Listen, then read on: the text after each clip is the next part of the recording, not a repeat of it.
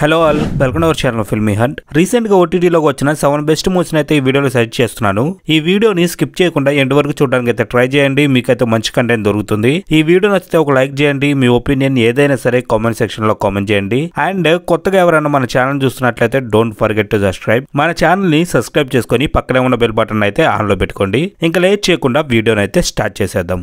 ఇక మన list number 1 devil. Recent గా ఓటీటీలోకి వచ్చిన ఈ ఇన్వెస్టిగేటివ్ థ్రిల్లర్ మూవీ మీకు మంచి ఫీల్ అయితే ఇస్తుంది. థియేటర్స్ లో మిస్ అయి ఉంటే ఓటీటీలో అయితే తప్పకుండా ట్రై చేయండి. సింపుల్ గా దీని కాన్సెప్ట్ ఏంటి అంటే, ఈ మూవీ అంతా బ్రిటిష్ గవర్నమెంట్ టైంలో జరుగుతుంది. ఒక రాజభవనంలో వరుసగా కొన్ని హత్యలు జరుగుతూ ఉంటాయి. అవి ఎవరు ఎందుకు చేస్తున్నారు అనే క్యూరియాసిటీ అందరిలో ఉంటుంది. అయితే ఆ కేసును సాల్వ్ చేయడానికి ఒక స్పెషల్ ఆఫీసర్ అయితే వస్తాడు. తాను చేసిన ఎంక్వైరీలో ఆ హత్యల వెనుక చాలా పెద్ద మిస్టరీ ఉన్నట్టు తెలుస్తుంది.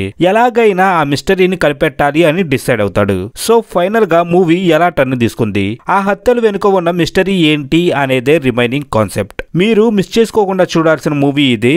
ఈ మూవీ మీరు ఎక్స్పెక్ట్ చేసిన దానికంటే కూడా నెక్స్ట్ లెవెల్లో ఉంటుంది. ఇది ఐబొమ్మలో అయితే అవైలబుల్ గా ఉంది. So don't miss it. మన లిస్ట్ లో నెంబర్ 2 ద ట్రయల్. సింపుల్ గా దీని గురించి చెప్పాలి అంటే, సాలిడ్ కంటెంట్ ఉన్న మర్డర్ మిస్టరీ థ్రిల్లర్ ఇది. చిన్న చిన్న మిస్టేక్స్ అయితే ఉన్నాయి. మీకు ఇంట్రెస్ట్ ఉంటే ఒకసారి అయితే ట్రై చేయండి. సింపుల్ గా దీని కాన్సెప్ట్ ఏంటంటే, రూప ఒక పోలీస్ ఆఫీసర్. తన మ్యారేజ్ యానివర్సరీ రోజు అన్ఎక్స్పెక్టెడ్ గా తన హస్బెండ్ చనిపోతాడు. అయితే తన హస్బెండ్ ని రూపానే చంపింది అని అందరూ అనుకుంటారు. బట్ దాని వెనుక ఉన్న మిస్టరీని కనిపెట్టాలి అని రూపాతో పాటు ఇంకొంతమంది కూడా ట్రై చేస్తూ ఉంటారు. సో ఫైనల్ గా కథ ఎలా ఎండ్ అయింది, రూపా హస్బెండ్ ని చంపింది ఎవరు అనేదే రిమైనింగ్ కాన్సెప్ట్. మూవీ అయితే ఇంట్రెస్టింగ్ గా చాలా బాగుంటుంది. ఒకవేళ మీరు చూడడం మిస్ అయి ఉంటే డెఫినెట్ గా ఒకసారి అయితే ట్రై చేయండి. ఇది ఐబొమ్మలో అవైలబుల్ గా ఉంది. ఇక నెక్స్ట్ నెంబర్ 3 కోటబొమ్మాలి. మలయాళంలో సూపర్ హిట్ అయిన నాయట్టు మూవీకి అఫీషియల్ రీమేక్ ఇది. మూవీని చెడగొట్టకుండా చాలా బాగా తీశారు. మీకు ఇంట్రెస్ట్ ఉంటే ఒకసారి అయితే ట్రై చేయండి. సింపుల్ గా దీని కాన్సెప్ట్ ఏంటంటే, రామకృష్ణ, రవి, కుమారి వీళ్ళ ముగ్గురు కోటబొమ్మాలి పోలీస్ స్టేషన్ లో కానిస్టేబుల్స్. కోటబొమ్మాలిలో ఉప ఎన్నికలు జరుగుతున్న టైంలో ఊరంతా చాలా హడావిడిగా ఉంటుంది.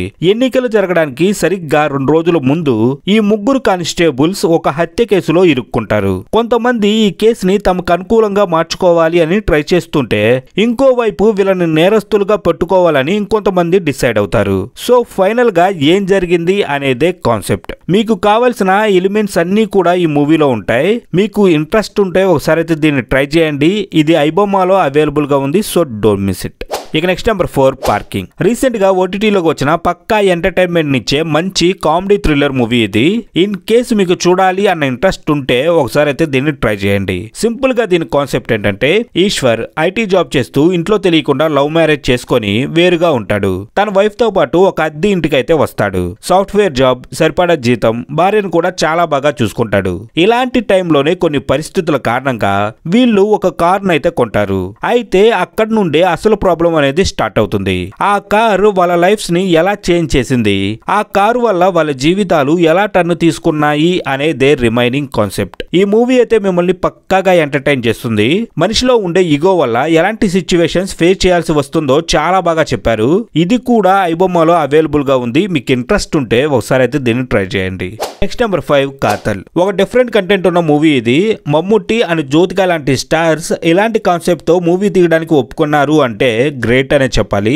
మీరు మిస్ అయి ఉంటే ఒకసారి అయితే దీన్ని ట్రై చేయండి. సింపుల్ గా దీని కాన్సెప్ట్ ఏంటంటే, మాథ్యూ అండ్ ఓమన ఇద్దరు వైఫ్ అండ్ హస్బెండ్. ఒకరోజు మాథ్యూ వార్డ్ మెంబర్ గా పోటీ చేయడానికి నామినేషన్ వేస్తాడు. అయితే ఇలా కొన్ని ఇన్సిడెంట్స్ తర్వాత మాథ్యూ నుండి తనకు విడాకులు కావాలి అని ఓమన కోర్టులో కేసు వేస్తుంది. ఇంత సడన్ గా విడాకులు ఎందుకు అడిగింది అని అందరూ షాక్ అవుతారు. అయితే ఇక్కడే అసలు మిస్టరీ బయటపడుతుంది. అసలు ఏంటా మిస్టరీ, మాథ్యూ అండ్ ఓమన విడాకులు తీసుకున్నారా లేదా అనేదే రిమైనింగ్ కాన్సెప్ట్. మూవీ అయితే మాత్రం పక్కా డిఫరెంట్ కంటెంట్ ఉన్న మూవీ. చిన్న చిన్న మిస్టేక్స్ తప్ప ఎక్కడ బోర్ అనే ఫీలింగే ఉండదు. ఇది కూడా ఐబొమ్మలో అయితే అవైలబుల్ గా ఉంది. మీకు ఇంట్రెస్ట్ ఉంటే ఒకసారి అయితే ట్రై చేయండి. ఇక నెక్స్ట్ నెంబర్ 6 #90s. ఇది చాలా మిడిల్ క్లాస్ కుటుంబాల్లో జరిగే స్టోరీ.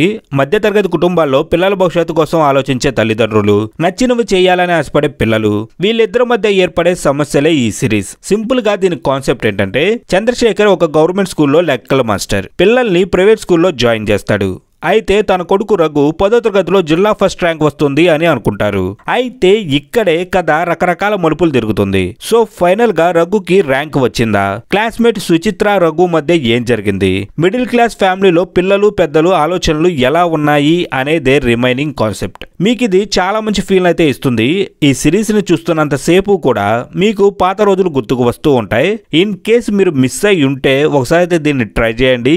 ఇది కూడా మనకి ఐబొమ్మలో అయితే అవైలబుల్ గా ఉంది.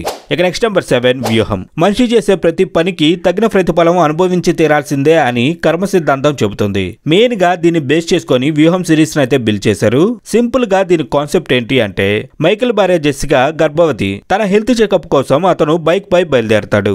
వెళ్లే దారిలో ఒకదాని తర్వాత ఒకటి అన్ఎక్స్పెక్టెడ్ గా ప్రాబ్లమ్స్ వస్తాయి.